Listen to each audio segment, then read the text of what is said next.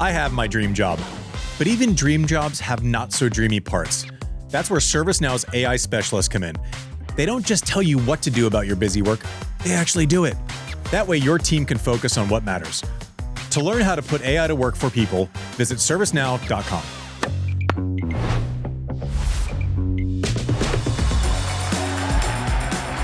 Hey everyone, welcome to Serve, brought to you by ServiceNow. The band is back together. We're back, baby. Mike's tan and vacation. Yes. JW's, we never know where JW is. Parts unknown. The whole crew. Not in a suit. We're in Looks a great. studio. He's in a t-shirt. This is Just like us. Vacation. This feels great. This feels great. Racket Rundown brought to you by Wilson. Every time I think I'm like, you go into Wimbledon, I'm like, Iga can make a run here. No. And then when I'm like, I'm really worried about Iga, guess what she does? Oh, she wins. She wins. Yeah, I was worried about her before Wimbledon last year, and then she won Wimbledon. Was borderline dominant at times up in Canada, beats Rybakina in the finals, 2 and 3. And Mike, she basically just said I had some rest. Yeah. Novel idea. Yeah. She lost to Iala in the third round of Wimbledon and was forced to have a little bit of time off. And she said afterwards, we had like 2 weeks, I would say, and then I came to Toronto. And the work that we've done there for sure was a key to play better at this tournament and to play a game that is more patient. I like that. I mean, it's a weird thing. And JW, I want to get your thoughts on this, but I remember a couple of years ago when Iga decided to kind of be more aggressive and take the ball early and had success doing it, right? But this isn't a straight line. Like, you're always changing. What you started doing 4 years ago with some success isn't what you can do 4 years later always, right? I was impressed because she made that adjustment and it started working right away. And I said, that's not really the way it always goes. But then it's almost like that was her default mechanism, right? What you could feel when she hasn't been playing well, it feels like she wasn't building points, right? She wasn't going to say, she didn't have that, I guess, second option, or had forgotten about it of, oh, I'm fast. I have a lot of spin on my forehand. I'm going to make someone just play a million balls to beat me today. And it felt like she kind of got away from that a little bit, seemingly by her own admission, got back to that a little bit in Canada, JW. Yeah, this kind of came out of nowhere and kind of didn't. And I wonder if she talks so much about her mental game. I wonder if she can't just internalize the fact that, yes, there will be some tournaments, even some stretches of the season she'll be off. And then she knows she has it in her to turn it back on. I'm always interested, she talks about these adjustments. And remember with you a year ago, she talked about adjustments on serve. I don't know how many people that watch her matches, I don't mean casual fans, I mean hardcore tennis fans, saw some of the adjustments that she talks about. So sometimes I think she has the whipping forehand, but there's not enough of an option B, and she tries to bring her clay court game to other surfaces. And I think she thinks that she is doing more than might meet the eye. And sometimes it works. Sometimes we've seen her fade. And at other times we've seen her just catch gears. And that's what happened in Canada. And again, I think this is something we talk about a lot on this podcast in general, especially in this climate. It doesn't take much to get back up and running. So yeah, here's what she was. She was in danger of leaving the top 10, and now all of a sudden you could make a very credible case. Especially, we should timestamp this. She's played one match in Cincinnati, and I think she lost 2 or 3 games. You could make a case that in a very short amount of time, she's gone from a fading player risking a double-digit ranking to, you could make a very credible case she might be a U.S. Open favorite, a tournament she's won already. But I think, with Iga, she talks about this openly. A lot of this is mental, it's confidence, it's state of mind. Here's a player who dedicated her first tournament win of the year to people confronting haters. I thought that was a glimpse, a portal into what she's going through. But the tennis, if it's not there, it can be there. And I think if she can internalize that, she remains a very dangerous player. And I also think, can we just, 25 years old? This is a veteran in a lot of ways. This is an established player. She could retire tomorrow and it's a great career, but there's a lot of runway here ahead. So all of a sudden, in a very short amount of time, Iga has sort of played herself back to Iga levels. Yeah, I'm glad you mentioned that last point. 25 years old, not a good career, 6 Grand Slams, a Hall of Fame, first ballot. You like laugh at the fact that you actually have to check yes or no as a voter, because it's obviously a yes. There's no conversation about it. The other thing is when she gets momentum, is there a better front runner in women's tennis when she gets on the front foot and starts winning matches 2-1 and 0-2 and 2-3 in finals? She has that gear where when all is right, and I think at this point in her career, I think it's more mental than physical, feeling like you're playing the game, making the right decisions. Maybe you're not overthinking. Maybe it becomes an instinct as opposed to a thought. I don't know. I mean, your point on the U.S. Open is a good one. If she has a good tournament here in Cincy, it's tough to turn off the Iga faucet once it gets flowing. Yeah. I can I ask you a question about score lines? Because I think that's relevant too, but maybe I'm reading too much into it. I always like it when a player sort of goes back and forth, even in a match. You know, a 6-0-7-6 to me is a great score line, right? You're cruising, you're in the zone, you're playing well, and then you've got a battle and you get through. And look at Iga's, I don't have it in front of me, but I think her last 4 matches in Canada, like 2 of them were 3 sets. These are all against great players, like a tough draw. Two of them were real grind outs, like 3-set battles. And then she beats Rybakina at 2 and 3. And you sort of say, it's not just that she won those matches, but some of them she had to battle, others were in the zone. I think that was a really, really strong tournament for her beyond the fact that she walked away with the title. I have to imagine that if you're in Iga's camp, to your point, JW, it's about the perfect tournament. Maybe not perfect all the way through, like when she wins a Roland Garros and, or wins a Wimbledon final 0-0 after winning a semi 2 and whatever, like barely giving up games. But as far as this moment in time, maybe searching for something, maybe not winning that many close matches this year, and then winning those close matches and then being dominant and then having a couple days and then going into Cincinnati. I think this is just what you would have ordered if you could kind of have Iga on demand capabilities. I think it was a fantastic week for her. It seems like she's getting some clarity. I simply like what she said when we opened this. Sometimes you got to make balls, right? I always got criticized, or I felt like I got criticized a lot for, he came out the U.S. Open, he's playing too far behind the baseline. Even when I would win matches, I remember coming off of a 6-week injury, and I actually got in a fight with Chris Fowler on air, who I now work with. Because all I could hear in the commentary was he's not playing up on the baseline. I'm like,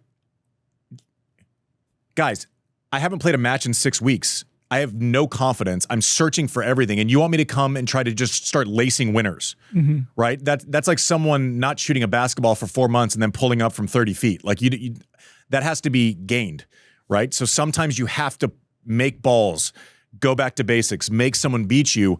And then all of a sudden, like Iga, you find yourself in a final and the winners are happening. They're not being hit, right? By virtue of you kind of putting in the hard yards and winning some matches that aren't perfect or aren't the way that you would draw it up, aren't the best matches you've ever played, but those grinding wins create the best matches that you've ever played, if that makes any sense. Yeah, and just to preface this, we're recording this on a Monday. She played on Sunday, and she won 3-0, and then she's playing Maria Sakkari today at 11. So after we record, or right now. So we'll give you the update at the end of the show. Yeah. Exactly. I did forget to mention off the top, and I'm excited about today's show. Jason Hehir, who is the director of Novak's new documentary, Wolf and Winter, is going to be our guest and is going to be the interview on today's show. I can't wait for this interview. I think there are a lot of documentaries where you're surprised by certain things, but you kind of maybe can guess where it's going or what it is. Novak being that complicated figure in tennis where every single controversy is offset by an act of grace, or every win where he's yelling at someone is then backed up by, these crazy performances, either based on age or ability. Just not a straightforward offering ever. And so I am really excited to get into the weeds with Jason Hehir. I guess most famously known, at least for an American audience, for The Last Dance, which I thought was one of the best sports documentaries I've ever seen about Michael Jordan. So that's after the break, but we're nowhere near one. Ben Shelton wins Canada, second year in a row. One of the things I felt terribly about last year was him kind of building up this momentum, having a good Wimbledon, winning a Masters Series event, and then getting hurt at the U.S. Open when it felt like New York was ready to just lose it. Gets through Canada, obviously, in the absence of Sinner and Alcaraz, does need to be mentioned, and then goes and loses to Ferreira, his first round at Cincinnati. Down a set, up 4-2, loses serve a bunch of times, and it's over in 12 minutes. So how do we value where Ben is at going into the U.S. Open? Where's Ben Shelton in the scheme of who can win the U.S. Open right now? This was kind of a microcosm for his year, right? It was kind of his year writ. Does he have the ability to win a major? I think yes, especially with a depleted field. He's had a weird year. I was thinking, so he's won 4 titles, more than $3 million, 4 titles on various different surfaces. And yet he won 1 match at the Sunshine Double, 1 match at Roland Garros, no matches at Wimbledon, wins his second Masters 1000, backs up his title. We can talk about the regrettable fact it was on a Thursday night. And then loses, understandably tired. He's traveling, understandably perhaps loses. But so I don't know. It's such a strange year, and the delta on him has gotten, all of a sudden it's gotten very wide, where this guy, he's firmly in the top 10. Again, 4 titles on a season on a variety of surfaces. That's a great year. $3 million plus in prize money by mid-August. That's a great year. And yet there are these sort of mystifying defeats to players ranked way below him. Is he a U.S. Open contender? I would think so. Health conditions, but I think this is not the Cincinnati he necessarily wanted. Ben Shelton asked about peaking, and obviously, American player, big crowds, U.S. Open stands to reason. That's where he would want to play his best tennis. I don't know. And Andy, have at it. Is this something you thought about? Is it a good way to frame up a season? What are your thoughts on peaking? I guess one, I get kind of endlessly annoyed when people ask questions about, or fans comment on peaking or turning it on, or like it's a fucking light switch. Like, I understand, like, your body, okay, I need a week of rest before, so my body is ready and I'm not worn down physically or mentally. I get that. But the narrative around, oh, okay, I have 4 weeks coming in and I'm going to make a couple of decisions, and solely for I'm going to peak here. I don't know that it works. It didn't for me. Like, I'm like, okay, maybe I'm being overly simplistic. I want my body to be right. So if I need to take days here and there, maybe that, I don't know if that's considered like being ready to. I just simply tried to play as well as I could every day. Yeah. And weirdly, when you did that enough and you won enough, you would find yourself in a good situation because you were confident and match tough. This thing where you can, like, the thought where I have absolute control over when I play my best, and it's going to start on these 2 days. I get like, I go massive eye roll just because that's not exactly how it works. I mean, he said this after winning, which was, on Thursday last week. For me to play the way that I played, to go through the draw without dropping a set, I think that speaks a lot to the work I've been putting in, but I also speaks to my mental toughness, my ability to focus on everything that was going on this week. And then 4 days later to come out and then lose in his first match in Cincinnati. You know what? There's a couple things here. He's right. I mean, I just, all cards on the table. I really like Ben. Mm-hmm. I really like Brian Shelton. I have a lot of respect for the conversations, and I've had long conversations with him about tennis, about training, about all this stuff.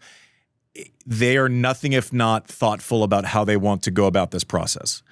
I find myself, like, I had to kind of just be honest about the coverage at Wimbledon. And I was like, that was a terrible loss for Ben. It was a terrible loss. It was a bad loss strategically. It was a bad loss mentally. It was a tough loss physically from an execution standpoint.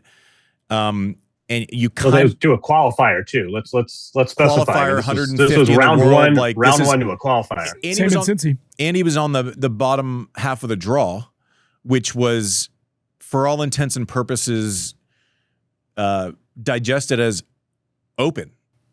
And rightfully so, because the top seed on the bottom half, he ended up getting there this year, but had never been past the fourth round of this tournament in Zverev. So opportunity knocking. That was a huge opportunity missed. I think if Ben goes out and struggles in the summer, I think it really turns into an issue.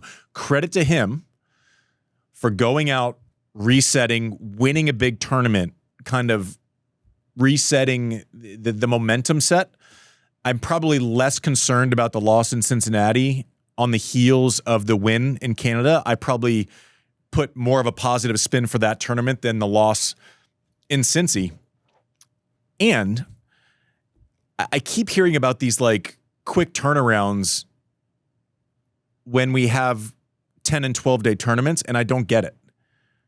And I hopefully if you listen to this show enough, you understand, like, I'm not the guy who likes to talk about when they walked uphill both ways to school back in the day, right?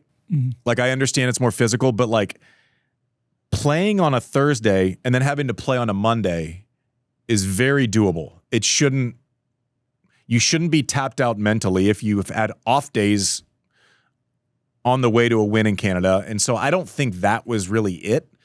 But one thing to watch for is, like, he has to take care of his business in the first week in order to be a contender in the second week. And so far this year, that has been tough for Ben in majors. Full credit to his team for rebounding after what had to be an absolutely devastating room after that loss at Wimbledon. But it's like, we know what the upside is, but the downside has been there, to John's point. Like, the upside is 4 titles, 4 different services, and we get it rightfully so. We talk about and wonder, is this someone who can win this Grand Slam event? Yes, especially because we don't know what we're dealing with Carlos and Sinner right now. That's the caveat to the entire conversation. If Sinner's played a bunch of matches and, been running through people for 3 weeks going in, it's a much different conversation. But with question marks around those two, yes, Ben absolutely is a contender at the U.S. Open, in my opinion. Just 2 points real quick, and then we can move on. One, let's not let the other finalists go unremarked upon. Remember, we talk about these guys who, like, don't seem to be doing it, and then you look at the stat sheet, you're like, shit, they put up 27 points. Brandon Nakashima has turned into one of those guys, just turning into just this rock solid player. Is he a future major winner? I don't know, but this guy's really good. Watch for him at the U.S. Open. He's who Ben beat in Canada. And I think you made a really interesting point about this business of peaking, just real quick to go back to it. One thing that all athletes, but tennis players in particular, do, they want to minimize pressure. There's enough inherent pressure in the job that they don't need any extraneous sources of pressure. So when you say physically, I want to peak, in a way, yeah, that makes sense. You want to go into the biggest events, giving yourself the best chance possible. In a sense, you're minimizing pressure when you are as healthy as you can be. When you are a player, and we can pick on Francis. I mean, there's some players who are very outspoken about how I try to peak for the majors, meaning I try to funnel my best effort. I prioritize them. I put the most pressure on myself. That sounds like a completely counter exercise. So both of them are sort of ways to peak, but it seems like one is in service of pressure and the other is sort of adding it to yourself. If you've circled 4 dates on the calendar and you go around saying these are the events where I expect the most of myself, I don't know if that's in service of your best performance. If you say, here are the 4 events and I want to be as maximally healthy as possible, that seems like a very wise thing to do. Anyway. Do you know what makes running easier? Running. More running. Do you know what makes best effort easier? Best effort more often. Right? It is a tool, it's a mindset. I don't know that it's something that you can just flip on and off with any sort of consistency. Maybe you can and it works once or twice, but then you're going to lay an egg. simply like your processes and where you show up. And I'll say this, and I'm not saying this as a rule. I'm saying this as a personal preference. If you would have said, okay, your knee has a touch of tendonitis, but it's because you've played so many matches and won so many matches going into a major, versus you have no issues with your body and you haven't won back-to-back matches in 2 months, I take the knee tendonitis. And I want the confidence. I want the knee tendonitis as a sidecar to my confidence motorcycle. That's what I want. Thanks for listening to Served. We will be right back. Summer's winding down, but we've still got plenty ahead on tour throughout the fall, with stops across the U.S. to Asia to Europe and back. And I know many of our listeners make the trip too. I just did the same thing, experiencing Wimbledon Village from a fan's perspective. And the best part was that I got to experience the tournament like a local by booking a place to stay on Airbnb. Techie Sean, it was your first time in Wimbledon Village. What'd you think? Oh, it was great. You were talking about your favorite sandwich there for months. And when I finally tried it, it lived up to the hype. We were in the heart of the action, so we got to bike around a bunch, but your spot was a quick walk from our house. The setup was perfect. That's right. It had everything we needed to make us feel like locals at the tournament. Proximity to the grounds, great shops and restaurants all around, and enough space for the family to make the trip too. But here's the thing. Great cities are about to experience an influx of fans making last-minute travel arrangements to catch the action live. And that's exactly where you come in. If you've got a home near a tour stop or anywhere fans might be passing through this fall, you can list your space on Airbnb and give someone the perfect home base to make their trip even better. It's such a simple and practical way to make use of your space, to earn a little extra cash, to put towards your own travel adventures, especially if you already have travel plans of your own. Why let your home sit empty when it could be working for you? Your home might be worth more than you think. Find out how much at airbnb.com/host. It's summer, peak travel time. You're out of your routines and struggling to find real food while on the road. I've been there, both while on tour and now, on the move throughout the summer and trying to keep up with obligations that don't slow down. That's where Factor comes in.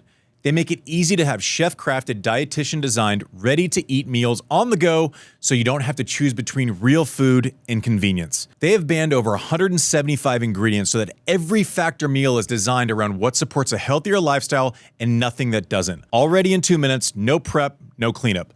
97% of customers agree that Factor meals help them live a healthier life, so even while you're on the move, eating well is still achievable. Every week, Factor has over 100 nutrient-dense options to choose from, with new options like salmon burgers, shredded pork, collard greens, and more. If this was available while I was on tour, it's what I would have used.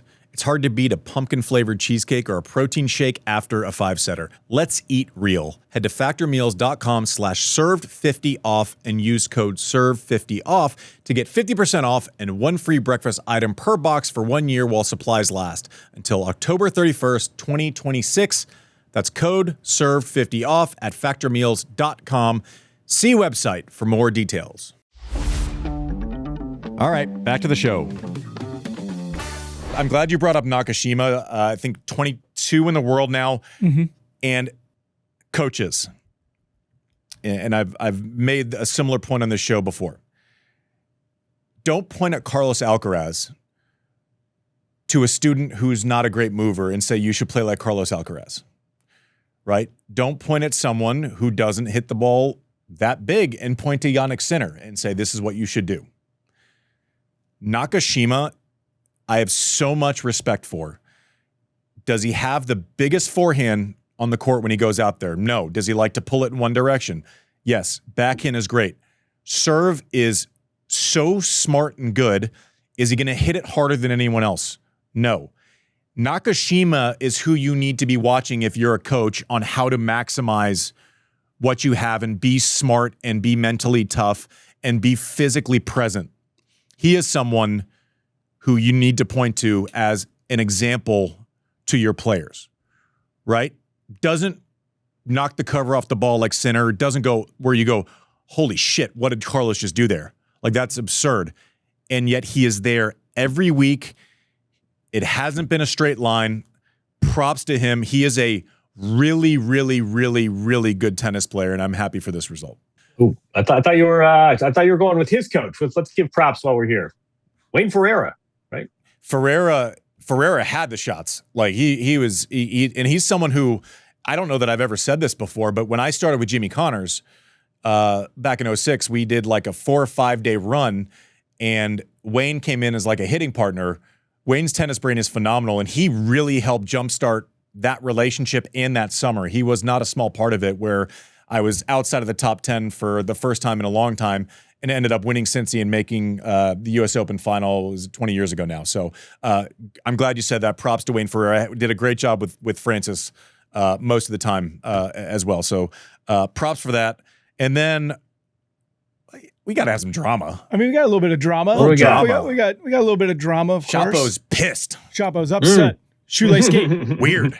2026. Pissed about something. Let's go. That guy pissed? Yeah. Yeah, something, someone, somewhere. I know. It's like a weird story coming out that Jodar, being Jodar, who's won more matches in 2026 than anyone else. He's going to be top 5 tour. in the world in like 12 seconds. Yeah, by the it's way. like ridiculous. Because I think, John, you said it before the show, right? I think after this Cincinnati already, he'll probably be in the top 10 no matter what his result is moving forward. Plug him in at like 3 or 4 in the world shortly. Saturday night, he was down, 5-1 in the third set, and then won the last 6 games to beat Shapovalov. But he broke his shoelaces twice, which is, I believe, the third tournament in a row. So when you say he broke his shoelaces, it makes it sound like he's bending down and pulling it and snapping it. So He's obviously not doing that. His Adidas, the Athletic had a good write up on it this morning, but his Adidas shoes, for some reason, with the way he serves or the way he plays, he keeps ripping shoelaces. And I guess this is the third tournament in a row he's been trailing, and his shoelace is broken.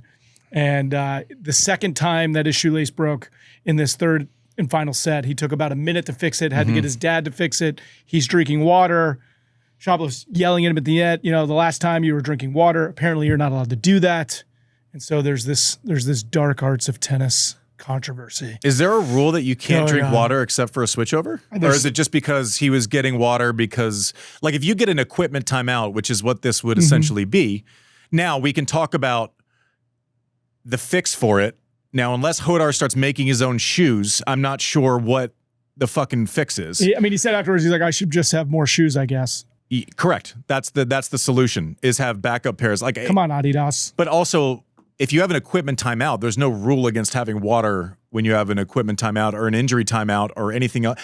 You could drink water between points as long as you are on time, as far as I understand it. Wait, is that right? Continuous, I don't know. I mean, I think the larger point here. You can do. I mean, I feel like I could do cartwheels in between points as long as it's within the shot clock, right? Like, you can't. Can you go to the chair and drink water if you do it within 15 seconds? I think you can take water with you. Like, I don't think I don't think they ban you from water. I mean, I do think it's a little dubious that this happens again. I forget who it was. Some player said, "Look, I've played tennis for 20 years now, and I don't think I've ever had a." Yeah, I know. Chapo didn't even do the, I need to speak to the manager. He went directly to the confrontation at the chair. You need at least 15 pieces of flair. Like to see your manager. Narrow joke. I love a narrow joke. I was gonna say, if you get that joke, go watch that movie again. It holds up.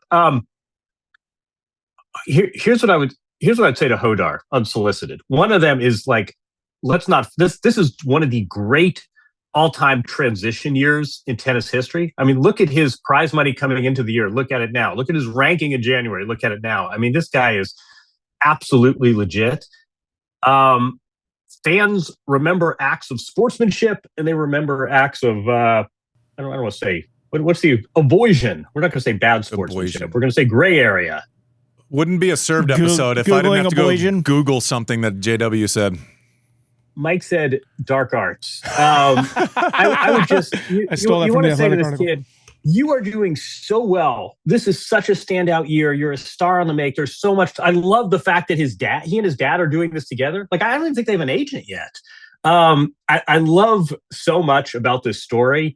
I would just say, be a little careful on the lapses in sportsmanship, because unfortunately, especially now more than ever, that's what fans cling to. I'd also be a little careful about just disparaging the brand that's paying you a lot of money to wear it. So that's like, just high road this stuff. You're doing so much so well. It would be a real shame to taint it with these small lapses. So I would hate for this to be the Jodar story. There's so much to like about this kid, but it is, I can't remember anyone's shoelace breaking, much less 2 tournaments in a row.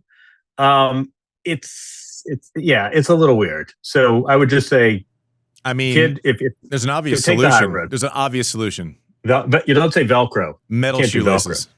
Yeah, exactly. Just make a boot. Yeah, Velcro. I like Velcro. Here's I'm gonna imagine that. Just like imagine like a second grader. Like, I feel like we should come out with some served Max ones. Serve strap ones. Serve strap. Oh dear God. God bless. Here's where I'm at. I had a summer. Actually, it was the summer of best summer of my life, tennis wise. In 2003, we had a shoe, and the glue they were using, when it mixed with heat on the inside of my shoe, it was coming off. And so we were having to re-super glue and reinforce all the shoes. But you said bring more shoes. Dougie Spreen, when he was doing maintenance on my shoes, I'd flip them up there, huffing and puffing and being pissed and whatever. I had more. So he was doing it as I didn't have to hold anyone up. So this is just a matter of now it's a thing. And to John's point, fairly or unfairly, we're not judging intent by Jodar here. We're saying this is an issue, fix it, or we could probably start judging intent. Right? Is that fair enough to say? And you don't want that's well put. You don't want that to get in the way of the fact that this guy was 250 in the world and now he's going to be 5 by the end of the year, right? So like we don't want to take that story and make it about shoelaces. Yeah. And calling the manager.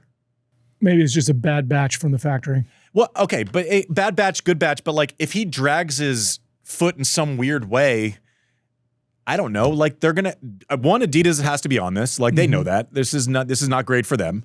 Right? When Zion Williamson like broke his shoe in, on TV, that's part of it. So they needed to fix this and they need to try to fix it quickly, like now, like today. And he just has to have a million backups.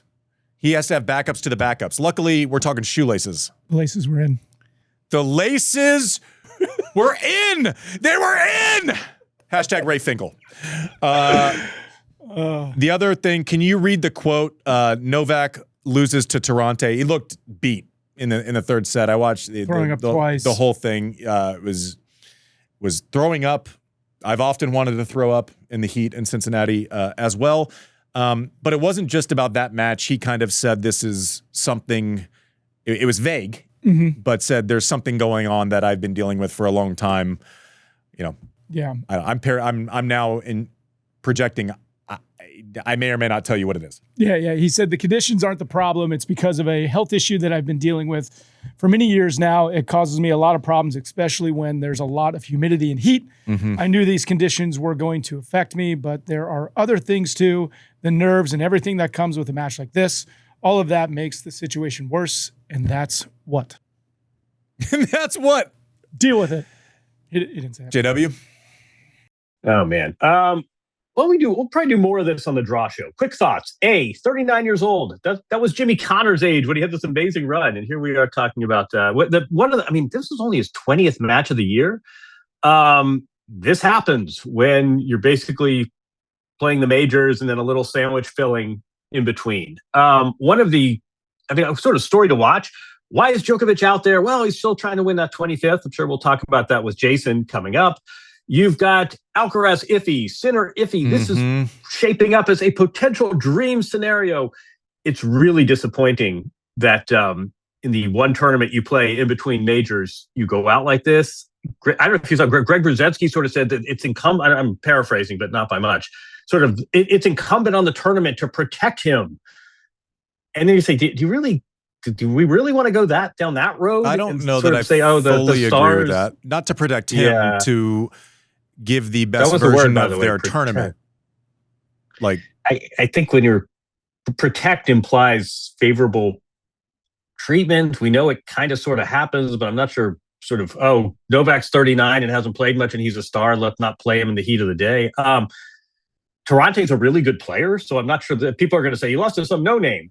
Tarante's that forehand. Tarante's really he's been beating a lot of top 10 guys over the last couple of months. By the way, this isn't the first one. He ripped a forehand in that match that was a burner. Yeah, he can rip city. Listen, it's not a forever mystery. I mean, when you played Novak, you wanted it to be really hot, and it's not just because he struggles in heat. The guy's like won more brutal 5-setters than maybe anyone in history. It's because when you're stacked up and it's your ability versus the guy who's the greatest of all time, you want insane factors. You want the wind to be blowing 60 miles an hour. You want it to feel like you're standing on the sun, especially if you know it bothers him. Maybe, for me, I liked playing in heat. It wasn't comfortable, but I didn't feel much different than when it was, moderately hot. And so, yeah, I think he's dealt with it in the past. I mean, we played a match in Australia where it felt like we were playing in a hairdryer and he stopped, and so I hope we learn more about what these specific issues are at some point. But irrespective of an issue that he has physically, 39, you're not playing matches, to John's point. You show up, you rock up at Cincy, you play a guy who's playing every week right now. He's not getting out of the corners with a big shot. Like when Tarante rips one to his forehand, Novak's trying to hit it hard to get out of it, right? It's not like he's settling in for the long haul. Does this matter for anyone less than Novak in the entire universe, what he does at a Masters 1000? No. No. Am I going to be like, look, most likely I'm going to look at his draw at the Open and be like, oh, he's probably going to the semis. I don't know. Like, does it matter if he beats Tarante and beats one more person and loses third round? Not really. It's probably better on his body. Like, I'm happy that he's in Cincinnati because worst case scenario, now he has 2 weeks where I know he's going to be 1 in heat and 2 playing practice sets against guys that are like 10 and 20 in the world for 2 weeks straight. Does he need match conditions as much as everyone else in the world? No. Does he need to know how to navigate a 5-setter? No. Does he need to make sure he's right physically, mentally, and does he need to rock up? Because I don't care who you are, going from playing practice sets in Greece against, some person who's 600 in the world and then showing up and rocking up and having a guy who can rip your head off who's 25 in the world, I don't care who you are, you have to be playing against the competition that's the best in the world with some sort of consistency. And so, I don't know, like, he'll be fine. Mm-hmm. I'm looking at the weather for New York. I know it's like 3 weeks out, but it's going to be 75 degrees. That's a lot different than Cincinnati. I'm sure we'll have a couple burners, but I think he can probably get away with finding those reps in practice more than anyone else in the world. That shouldn't be a weird opinion, JW? No, look at his last 7 majors, and look at his results coming in too. That did not augur great success. This is someone who knows how to manage matches, knows how to manage best of 5. Yeah, 75 degrees or more to his liking than 95 in Cincinnati humidity, but we won't get fooled again. Like he's made a different. Talk about peaking for events. He's made a differentiation between majors and other events, and it shows in his results. Yeah, he can actually. Well, he has to do it. He's not going to wear himself down before a major like that. That's physically being ready, which is kind of what we were talking about. Before we go to break, and after the break, we're going to have Jason Hehir, who's the director of Novak Djokovic, Wolf and Winner, which is out this Thursday. Correct. What are we, August 20th? Yep. Fantastic. Can't wait for everyone to watch it. But JW, just quickly, you've interviewed Novak long form many times. You've done cover stories for SI. You've, I think, had as many long-form conversations with him as anyone in our tennis universe. What are you looking forward to, or what questions do you have going into this doc? And what would you say is the the magnitude of Jason's job going behind the scenes with Novak. Yeah, I mean, the backstory I heard, we could ask Jason about this, that Novak watched The Last Dance and basically said, I want that guy. Yeah. So Jason is one that. of the great, I mean, he's, this is one of the great sports documentarians of our age. Obviously, some parallels and some differences between this and The Last Dance. I talked to Novak a few weeks ago for an event in New York and asked him about the film, and Novak was very open that he was a collaborator. I don't, we didn't really hit the wording. I don't know if he had sort of meaningful input, I think is where we left it. But, this wasn't Novak saying, hey, go shoot this, and I hope it's favorable. I mean, Novak was involved in the process, which is an interesting relationship for a documentarian. But no, I mean, Novak is sort of bottomlessly fascinating. It's also sort of a straight, I mean, imagine the challenge, right? Michael Jordan, we knew who he was, right? I mean, Jason, I think, also did that Fab Five 30 for 30, right? Great story, early 90s. Everybody remembers it. Bring the guys back, recollect. Novak this is an active, vital, vibrant story. So you're doing a documentary on a guy who's still, what were we just talking about 90 seconds ago? We're doing a documentary on a guy who's still in the running to win majors. Yep. So that's an additional challenge than, hey, let's look back at a retired career and take inventory of it. A lot of challenges. Novak is fascinating. Novak, by his own admission, I think can be, I don't want to say different. Novak's, there's a lot going on there. This is not your conventional subject. I'm interested to hear Jason's take on the whole process, because this is a lot. I mean, we'll draw on the similarities, I'm sure, but there are also a lot of differences between an active athlete and Michael Jordan in his 50s telling stories. So anyway, this should be great. After the break, director Jason Hehir will tell us about his experience making Wolf and Winter, the Novak Djokovic documentary. Thanks for watching, sir. Thanks for listening to Served. We will be right back. This episode is brought to you by ServiceNow. Look, I have my dream job. I watch tennis, I think about tennis, I talk about tennis, but even dream jobs have not so dreamy parts. The stuff that gets in the way of the actual work. That's where ServiceNow's AI specialists come in. They don't just tell you what you should do about your busy work, they actually do it, start to finish. Cases closed, requests handled, no extra work for you. That way, you and your team can focus on the work that matters, which for me is explaining at length why tennis players are the best athletes on earth. Sorry, everyone else on earth. To learn how to put AI to work for people, visit servicenow.com. All right, back to the show. All right, everyone, welcome back to Served. We talked to a lot of really fun people. I am excited about this interview. Jason Hehir is joining us stateside. You've all watched The Last Dance. You've all seen why it did and should have won Emmys. One of the best sports documentaries I've ever seen. I watched his documentary on Andre the Giant. I thought it was fascinating. He's done a million 30 for 30s, the Fab Five, 85 Bears, HBO 24/7, and now is the director of Novak Djokovic, Wolf and Winter, which is out this Thursday, August 20th on Amazon Prime Video. Jason, welcome to Serve. Thanks for joining us. Thanks for having me, guys. It's like to be here. So I'm pumped for this documentary specifically. We were talking off air just now, and as we kind of do when we come and write down our notes at the beginning, but most times when you see someone who's doing a documentary, you generally know where it's going, what you might see. You kind of know the ending a lot of the times and what it is. This was like a real life, living, breathing thing with someone who is complex. Can you walk us through what your attraction was to this and what we might not know from having kind of been on the outside of this? Well, the attraction was twofold. One was that he's a fascinating guy. He's a polarizing guy. He's an opinionated guy. He's at times obstinate, stubborn. We all know the reputation, the legend of Novak Djokovic off the court and just kind of who he is. So I was really interested in digging into that. But second, we have a GOAT, if I can call him that, if we can agree, at least statistically, he's the GOAT. We have an active GOAT who's still dominant over just about everybody in tennis, except for a couple of guys who on any given day, he's proven he can beat.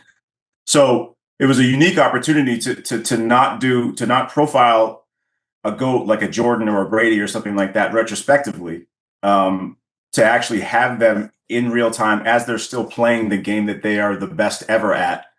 And I was interested to see how he's grappling with when he should hang it up, because as you guys know, I think Andy, you were the one who said that anyone who asked him about retirement after the Alcaraz match should be fired, or maybe it was after he beat Sinner. But I agree with you, and no one agrees with you more than Novak does. But it was a unique opportunity to have a real time look at someone as they were grappling with what could be the end of their career. It was interesting to me because obviously with Michael Jordan, we all know him from a million angles, being the greatest of all time, being probably the biggest pop culture superstar that sports has ever seen in that moment, but it's a retrospective. Novak dealing with things in real time, he has his accomplishments, and yet in the moments of being vulnerable and maybe insecure in a given moment or his body not responding, those accomplishments almost get put on the side for athletes and you're kind of purely focused on what's ahead of you. Was that the biggest difference between covering Novak in real time versus doing kind of a retrospective through Jordan's eyes? Yeah, because they can, Jordan knew how his story on the basketball court ended, at least with the Bulls and with the Wizards, which we didn't get into. But Novak doesn't know how this is going to end. I don't think any of us do. And if you told me that Novak's going to be playing when he's 50, I would believe you. He's going to be playing until he feels like he can't or doesn't want to anymore, or his body just betrays him. But he's my favorite moments in the movie are the most human moments for him. I asked him after he beat Alcaraz in 25 in Melbourne, what was more difficult for him at this stage of his career, the mental or the physical aspect? And he said the mental. He said, you would expect me to say the physical because, my body's not responding the way it used to, and there's more recovery time needed. But he said the mental is more excruciating and exhausting. Say more about, I was going to ask you to show off your Serbo-Croatian. Define the word inat for us, and then compare the inat of Jordan versus Novak. It's a very Serbian notion, although it shares a lot with Michael's DNA as well. It's just stubbornness and doing something because someone told you that you can't do it. And culturally, it's very much embedded with them as a people. And with Novak especially, he and the parallels between him and Jordan are really uncanny. Down to the fact that late in their careers, both of them, they have to conjure these enemies or these challenges or these doubters. I remember asking Michael if he was watching the playoffs. I was interviewing him, and it was May of that year, so the playoffs were on. And I said, "Are you watching every night?" And he said, "Of course." I said, "What do you miss the most about it?" And I barely got the sentence out of my mouth, and he said, "Proving people wrong." Mm-hmm. Now, there's no one on earth who needs to prove people wrong less than Michael Jordan, but that is what drove him. It's like it's a blessing and a curse for these guys, because imagine being that good and still feeling like indignant or feeling that inat that you every time you step on the court. So he would make things up about his opponents. This is Michael, and I bet that Novak does it too. We have a section in there where there's one guy who's Jim Courier told the story of. There's one guy at center court at Wimbledon who had said something untoward about him. And the rest of the match, he just had his eyes on this guy. And when he match, he stared at this dude all the way to walking to the net and didn't even look at his team. He was just looking at this one guy. So that inats and their similarities were striking. It's, you're a good storyteller, Jason, when you just rip through the next 4 questions that I had written down specifically to being able to pick someone out of an audience. But I am kind of obsessed with the notion, whether it's Jordan or Novak. Novak can almost take, and this was what I had written down even before your last explanation, he can almost find someone who may not even be cheering against him, might be cheering for an opponent, find that motherfucker, and he will use that person as an energy source. Like, not even just a chip on my shoulder, I need to create something, but he will, like, draw that. He's like Voldemort. He will draw that person's energy and turn himself into, like, this superhero type figure. Is that comparable with MJ and Novak? And who do you think kind of operates the more extreme version of that? It's tough to say who's the more extreme, because I think they're both a 10 out of 10 when it comes to that. Yeah. And I don't think they'd be who they are without that facet of their personality, which is that let's call it inat, now that we know the word, combined with, and the two of them share this, and I haven't dealt with Brady at all, but I would imagine that it's the exact same thing with Brady, because I have heard him talk about being at in pregame warmups and looking down the opposite end of the field, and just a guy makes eye contact with him, and it's like, what are you fucking looking at me? Like, he'll make something up to piss himself off. So they have that, and then they have, this is with Michael and Novak at the very least, a presence of a mindfulness about them where they're living in the moment. A lot of greats in music and entertainment and sports that I've dealt with don't like to look backwards. You have to drag it out of them to look back, and they'll never talk about the future. They talk about the now. With Jordan, It was like, when's the next interview? When are we going to do this next? I said, I'll contact you next week and we'll see. No. Like, doesn't want to think about what he's doing tomorrow, the next day. It's the right now. I mean, he said himself, Michael, why would I think about missing a shot as I'm taking it? Like, how does that serve me in my number one goal, which is to vanquish every opponent that I have across from me? Novak's the same way. You saw it in the film. He's down 40-15, 5-3 in the fifth set, or 40-15, 5-3 to Roger at the US Open. And he has that return. Like, he's not thinking what's going to happen if I miss this. Now he's at 40-30 and he's going to think about that. So mindfulness, presence of mind, and that stubbornness and conjuring any sort of motivation they can get. It's really, the Venn diagram is like a circle with those two. Was it like Ballmer's peak of that kind of chip on your shoulder thing where he's coming up through this fandom that Roger and Rafa have created, and he's the guy trying to break up the Beatles? Was that moment specifically like available to someone with not only his skill set, which we can't undersell because he's the most flexible, Gumby, and it's not an accident because he's committed his entire life to it, but was that moment to kind of break up that monopoly, for lack of a better term? Would it have taken someone specifically Novak to kind of break up that monopoly with Roger and Rafa, not only in the tennis, but with kind of the fandom? Yeah, I think you ticked every box there of how unlikely it would be to actually break that apart and to eclipse them. But you add another element into it, which is cultural. These guys, Roger and Rafa, and tennis itself is the very first world regal, dignified sport. The guys look like they could be in an action movie. They look like movie stars. Not that Novak's a bad-looking guy, but he comes from Serbia. He has a name that people had trouble pronouncing. He speaks a language that people can barely recognize. And Serbia at the time was kind of vilified because people equated Serbia with Milosevic, and he was a war criminal, and Serbians were looked at a little bit sideways. And Novak knew that. And that drove him as well. So as he says in the doc, table for three, please. I think it was fun for him. Right. And there's a moment early in his career when he's at a presser, I think it was in Roland Garros, and he said that Rafa was beatable. And who was it coming out of it? I forget who it was. A talking head at ESPN, Brad Gilbert, I believe. More than a talking head at ESPN, I recognize. But he said, by the way, I'm going to clip that and send it to Brad. You just literally early Christmas gift. I cannot believe that you just gave me that. Thank you. Thank you for joining us. Thank you for everything you did. Thank you for your documentary, and thank you for that soundbite. Dude, no need to tiptoe here, Jason. Noted pundit Brad Gilbert said, good recovery. He said, "Are you crazy, Djokovic? Do you need some smelling salts? Do you know what you just did? I think the next time that you face Rafa, he's going to take you out to the woodshed." But he enjoyed this. He was known as the Joker. He did all the impressions and all of that. But then he had this switch that he could flip. And, I think at one point we have a graphic that's like he had one major, and I think the other two guys were at like 14-12 or 14-13. So the odds of him ever vanquishing them in a major sense were, it was 1,000,000 to 1. But then he just goes on this tear for the next, after 2010, really just goes on this tear once he got his body right.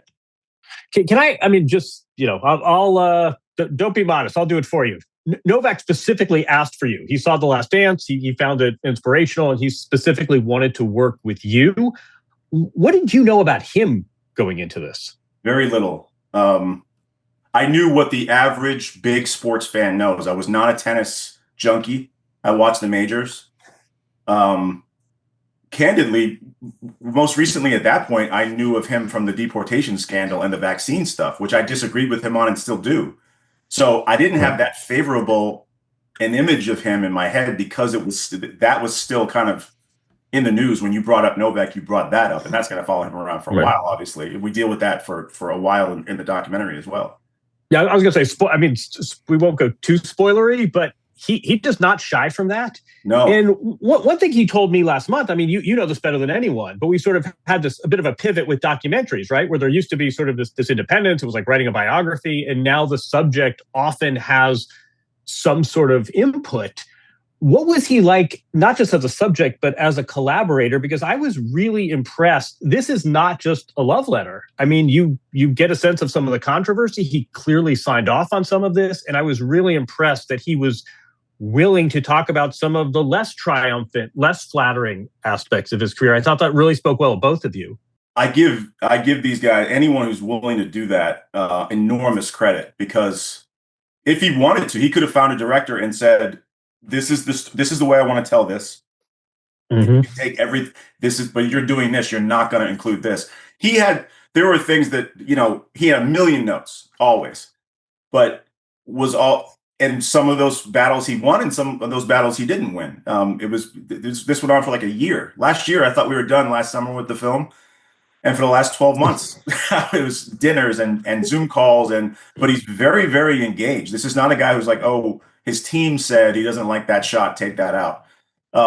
He was the one on these Zoom calls. He was the one WhatsApp messaging me with little tiny notes, artistic, like aesthetic ones too. And he was very curious from the very, very beginning about how these things are made. He's, as you guys know, a very curious guy, a deeply intelligent guy, speaks like 6 or 7 languages, and just one of the most thoughtful interviewees I've ever dealt with. But he wanted to know how. So when you start this out, what do you do? Do you read books? How do you decide who you're interviewing? How do you decide how long it's going to be? He had questions that I couldn't even answer and kind of considered to myself, like I've never even thought about that aspect of how we go about making these things. So very involved, but that's better than someone who doesn't care at all. So it was challenging at times because he is so exacting, and so he wants to win everything. So he's going to win this notes call. He's going to win this argument about what should go in and what shouldn't go in. But ultimately, I think we got to a place where all of us are really proud of it. Jason, you mentioned that you weren't, I don't want to say you weren't a tennis person, but you weren't following who wins the 250 in October in, Lisbon, wherever we are. Didn't even know what that was. Yeah. When you say 250, I just learned that. So. Same.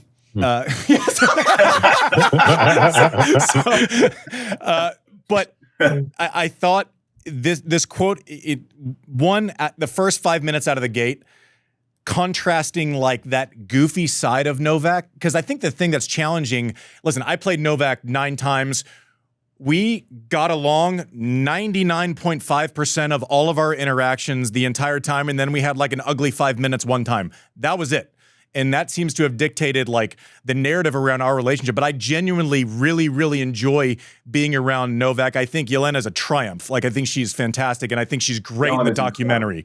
She's the MVP of the doc. She's unbelievable. Novak's wife.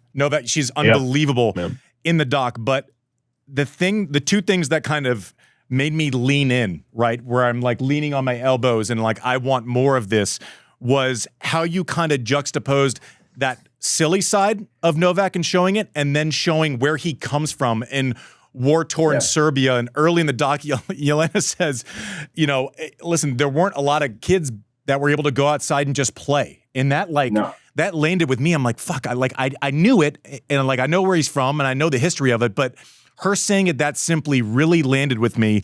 And then this quote knocked me on my ass where I just wanted more of it. He goes, outside of the tennis court has to be in service to the tennis. And then he paused and he says, and that has consequences. Like, how do you pick and choose the moments, especially early on in a documentary, that make people that like I know a lot about Novak. I have to cover him. I played against him. I'm going, oh yeah, let's get in on this. We're about to eat.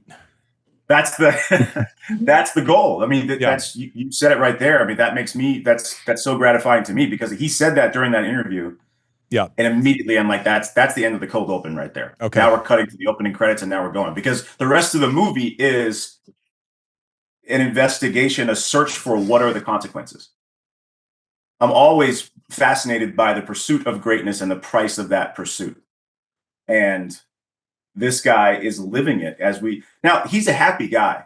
There was a lot of criticism or, commentary that I heard after The Last Dance. People said that, Michael seems like he's such an unhappy guy. And what is it like to live that competitively your whole life?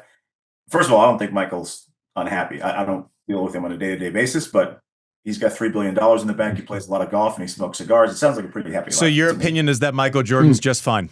Yeah, right. That's a stretch. As a billionaire who plays golf, he's doing okay. And Novak is grappling with a lot of that stuff. But as we said before in this doc, we're witnessing it in real time. So these consequences for him are his kids are now approaching the age that he was when there were bombs dropping on his apartment building in Belgrade.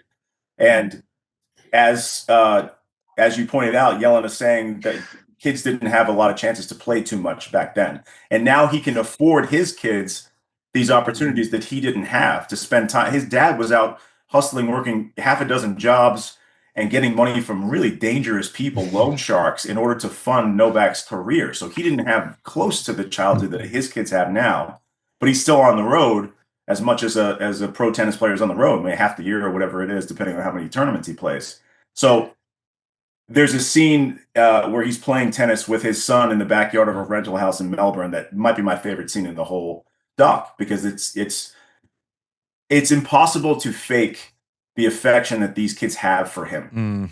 And that immediately, that was imprinted on me. The first day that we shot was in Montenegro, and he was on the practice court. Excuse me. He was on the practice court, and his daughter came from the beach with her mom and surprised him on the practice court. Nobody, including Novak, knew that she was coming. The cameras were there. She went right past the cameras and sat in her dad's lap and put this little pink bucket hat on his head. And it was so obvious how much she adored her dad in that moment.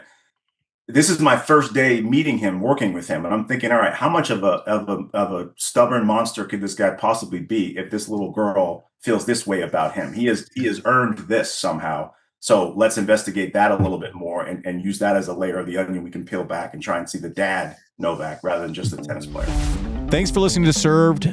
We will be right back.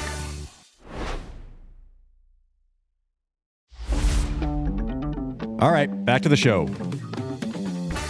Can I ask you a nerdy process question, which is knuckleheads on podcasts love to speculate about what is Novak? Does he still have another major in him? And fans talk about this and social media lights up. You're making a film, and in the late January, he's 2 sets away from winning the Australian Open and beating Carlos Alcaraz. To me, that would have huge consequences on structure, on tone, on...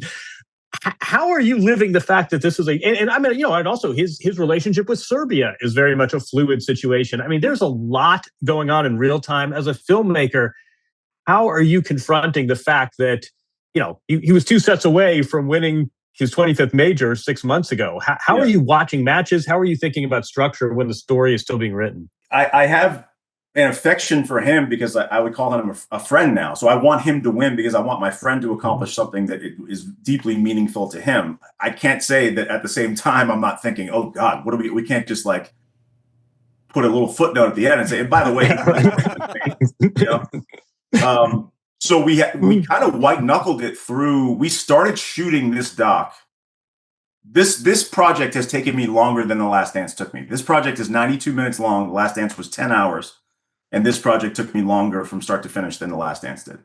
So that's a part of the reason for that, is that the story was so fluid. We had to keep bailing out and following a new story. So when they first approached me with this, it was the 23 US Open, which he won. We didn't get down to like signing contracts and getting down to business until 24. The first tournament we shot with him at was the 24 US Open. we couldn't have predicted that he was going to have the knee injury at Wimbledon that year, that he was going to win gold over Alcaraz a month later. He was exhausted when he got to the U.S. Open. So then we had to, because that was supposed to be the spine of the doc. Whoops. And he's bounced like 4 days in. So that was that. And he, as he does, he just went radio silent for like a month. No shit. Yeah. I mean, with me at least. And his team told me this is what he does. I mean, he's so gracious on the court that you almost, it looks to me as an outsider like, oh, he doesn't really think, maybe he's been through this so many times the losses don't really affect him that much. He shuts down. This is according to Yelena and according to his team.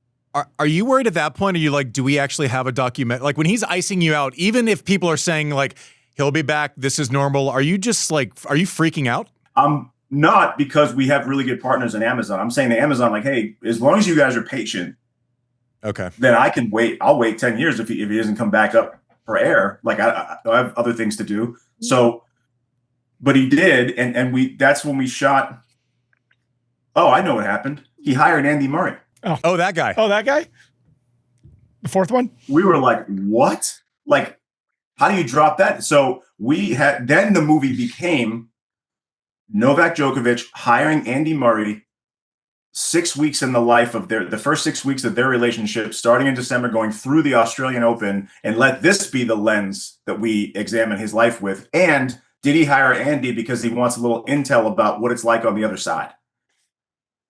As we're making that movie, he and Andy part ways. And by the way, he's making it to the finals, the semis and the finals of, I think, did he make at least the semis? Yes. Yes. I think in the last 7, I mean, he hasn't made the semis in one time in the last whatever. Right. But luckily what happened was that the thesis that we had at the end, I mean, no, spoiler alert, but he retires against Zverev in the semis at Australia, gets booed off the court. And it was actually a mistake that I made sitting in this chair editing one time. I put the wrong music underneath the closing few minutes, because it was supposed to be like this poignant, like, this is the cost, this is the consequence of carrying this much, and you still get booed after 24 majors and blah, blah, blah. There's this song that came on that was more like a kick-ass run-through-a-wall song from our score, which is my favorite part of the whole movie is the music. The Lucia Micarelli and Eric Byers, husband and wife team, they knocked this out of the park, the music for this thing. So I put that underneath, and all of a sudden it became like a defiant, like, I'm not stopping. Like, everyone wants to talk about retirement, I'm not going anywhere kind of thing.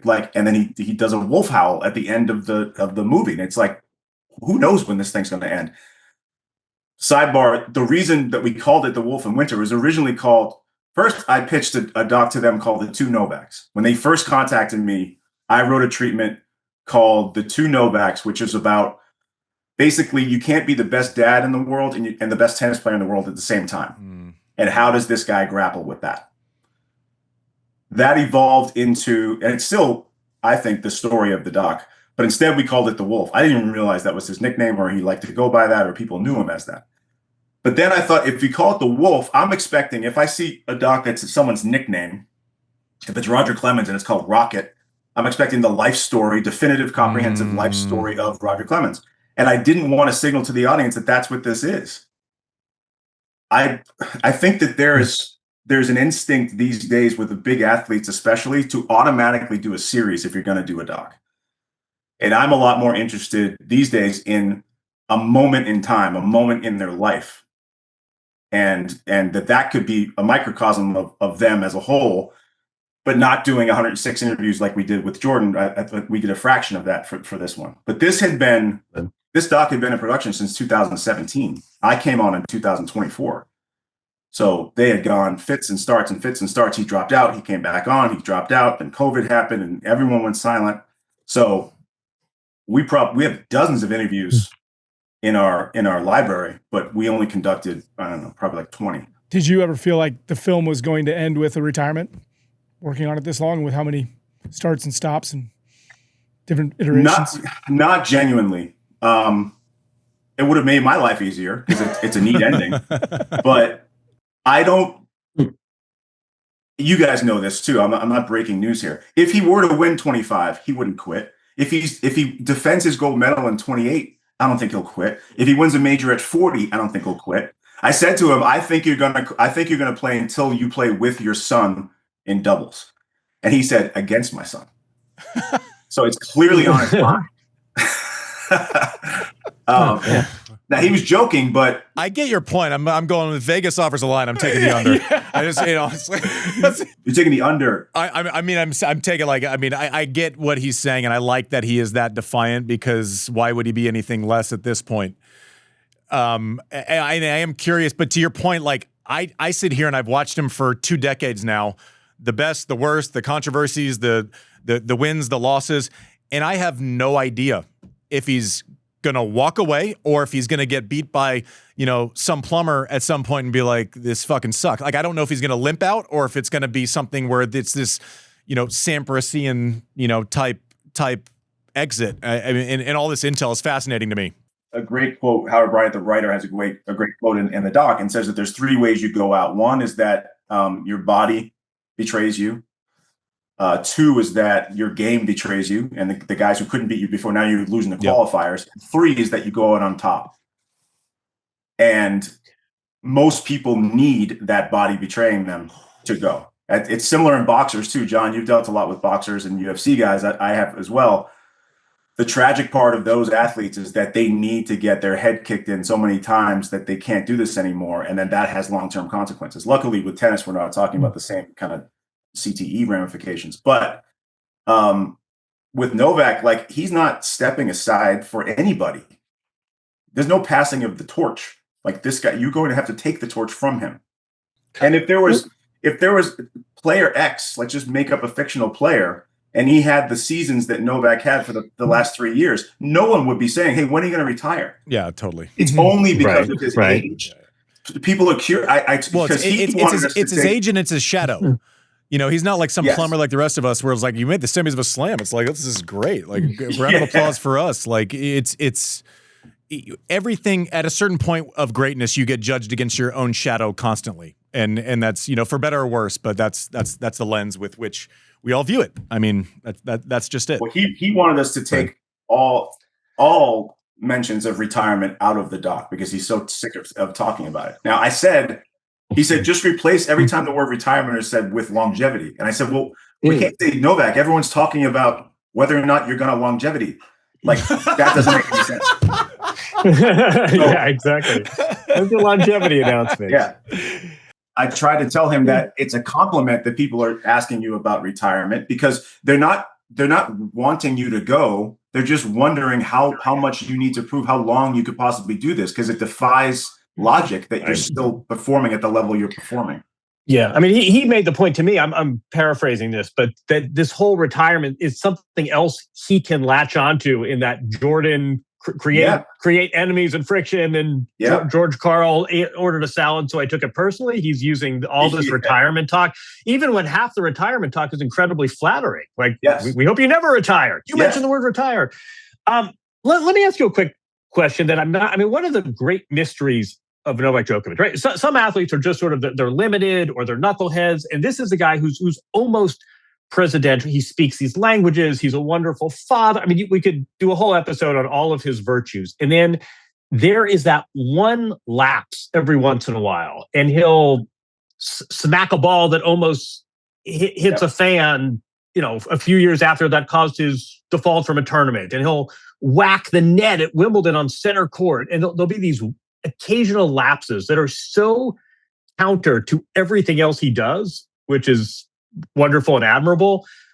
Do you have any insight into those few lapses that are just, he knows better, he knows right from wrong, and you just, every few months or once a year, there's just a lapse. We talk about it on this, Andy and Mike and I.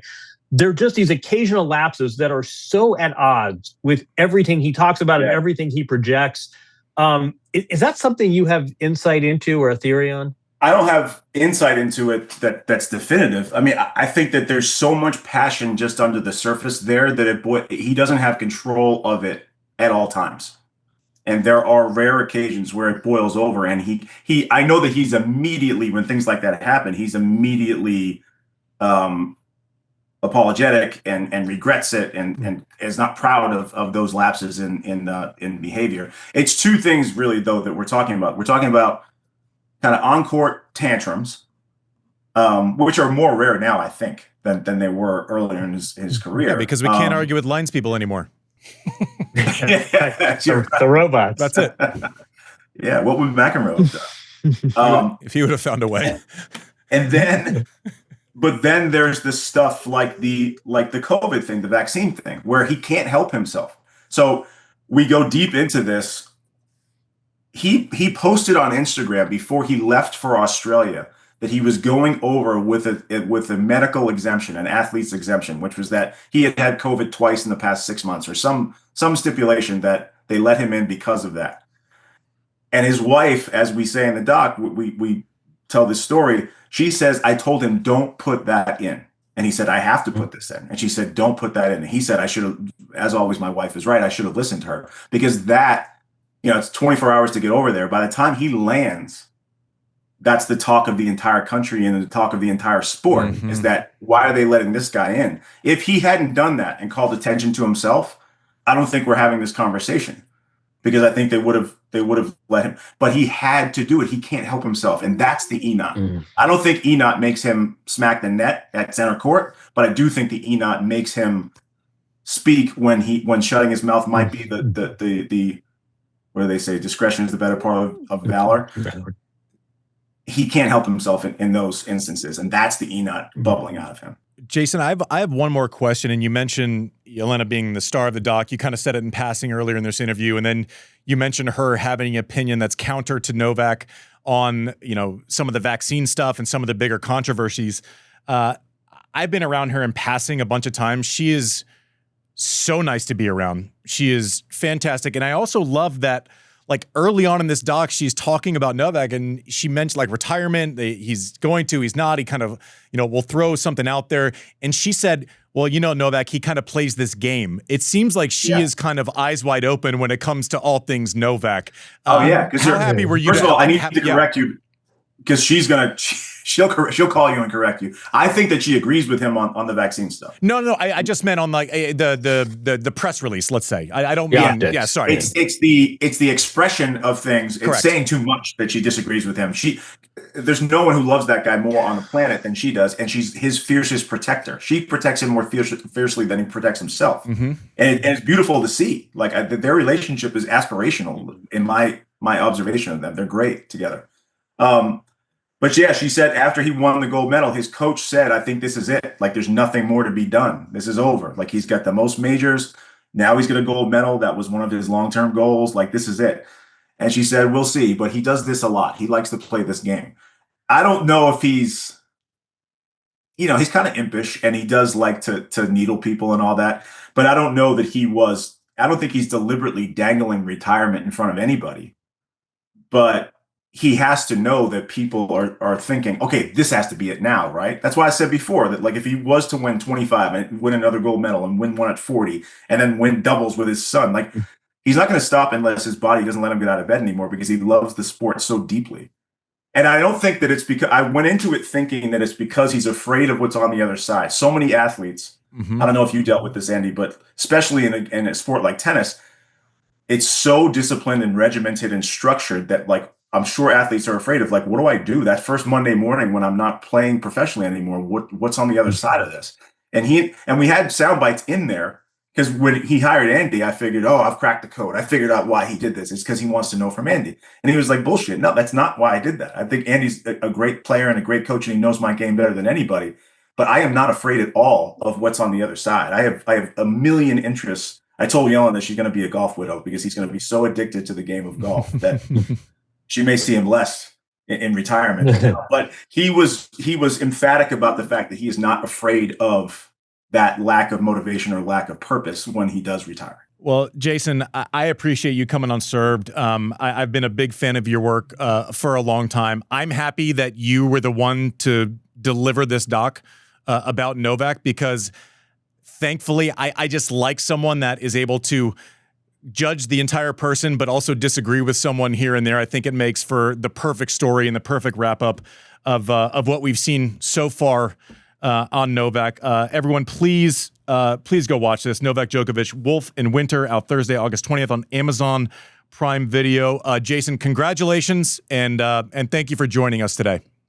Thanks so much, guys. It was a pleasure. I love this podcast. Thank you. Thanks, man. Jason Hehir was awesome. Awesome. That interview was one of my favorites that we've done. Yeah. Because I often know a lot of the information that I know is going to come back when I ask a question. I may not know the details. I may not know the emotional sets. I may not know some of the nuances, which I'm constantly curious about. I did not know where this interview was going to go. I like that Jason has so much credibility that he had a massive voice in what was said, what was done. I can disagree with you and also create a beautiful end product. Yeah. And John had to jump because we went way longer than we thought we were going to go with him. So we do appreciate the time. But I think for me, I mean, Jason has created some of the best modern sports docs that have existed. Yep. Even just doing stuff back to 24/7. And I feel like he applied all of what he's learned as a filmmaker to this. And I don't know, Novak is a fascinating character. And I think hearing that insight even more so, I think just letting it play out on screen and only doing it in 90 minutes, I think I'm pumped. I'm pumped for it. Fascinating, Confusing, the best, like all of these things rolled up into one character. Listen, I was excited to get an inside look. All cards on the table. I watched most of it, and then we had to go on and do the interview. So I can't wait to see what Jason says are some of his favorite parts that I haven't seen yet. I will certainly watch that probably this afternoon if the private link we were sent hasn't expired. It's working. It's going to work? Yeah. Okay. Because it expired once on us. And yes. It was my spam's fault. It was your spam. Yeah, fault. spam folder. Yeah, the old spammer Magoo. Spammer Magoo. Any news and notes? Well, you know what? I think I want to do a poll question off this, if you're good with it, because we've now had a documentary or docuseries on each of the big three. So the question I think will be, who do you guys want to see next? I've kind of put together a preliminary There's a lot list. of documentaries. I know, there's a lot. But I was thinking like a Pete Sampras. He's my white whale. I mean, I want him on this show so badly. Oh, I can't even talk about it. So bad. There's Andre has a doc coming out, but what about Steffi Graf? Yeah, she would never do it. She would never do it. But Monica Seles is the one. Monica Seles I have on here. Murat Safin. Safin would be hilarious. Seles would be like like that story needs to be told, understood, what she came back from, what she went through for 2 years. Put like that one, I would give you a kidney to watch that. Yeah. So we'll have a link in the show description, but also go find us on socials and you guys can cast your vote on what you want to see next in terms of a doc. Other than that, the U.S. Open is 2 weeks away. You know what that means? What? Served Bracket Challenge. Oh, that's, yeah. I was going to say like the best players in the world arrived to New York City and we get to see some great stuff. But yeah, sure. Yeah, sorry. No, yeah, Served Bracket Challenge. It's yeah, obviously, your chance to compete against the Served group. Sure. Go to served.bracket.tennis, cast your bracket. Shut up. Don't Are you going to do the algorithm again? Are you going to do that? I don't know if I'm going to do I'll come up with a new one. I'll come up with a new algorithm. You know what you should do when it comes to brackets? You should take like 4 days off and then quit. And then also on Love All this week, you're going to like this one, 2-time Grand Slam champion Mary Pierce. Oh, sick. Joins the show. Then on Thursday, we have a special Q and Andy all about the U.S. Open in New York City. Love it. Yeah. Love it. I'm up there for 3 weeks. Have to start off the proceedings. Yeah, you got a little face off against Raj. Yeah, I'm excited. Kind of like in fear / excited. Yeah. To kick things off on, I don't know what they're calling it, but it's Fed Tribute Night. Agassi, McEnroe. I don't know if they've announced him yet, but there is another player besides the three of us that is going to participate in the night also. Oh, really? Grand Slam champion, number one, one of those. Be pretty fun. But I've been excited / stressing out about it. I've just been tired. I don't serve anymore. I'm trying to serve again. I don't know. Nothing like the possibility of failure in front of 25,000 of your closest friends before you get to TV. I don't know anything about it. Yeah. Listen. We disappoint people every week on this show, so this should be nothing new. Thank you for watching Served. Can't wait. We're almost at U.S. Open season. Thank you for watching our show, brought to you by ServiceNow. We'll see you on Thursday for Q and Andy. Correct. Thanks, Jason Hehir. That was awesome. I have my dream job, but even dream jobs have not so dreamy parts. That's where ServiceNow's AI specialists come in. They don't just tell you what to do about your busy work, they actually do it. That way your team can focus on what matters. To learn how to put AI to work for people, visit ServiceNow.com.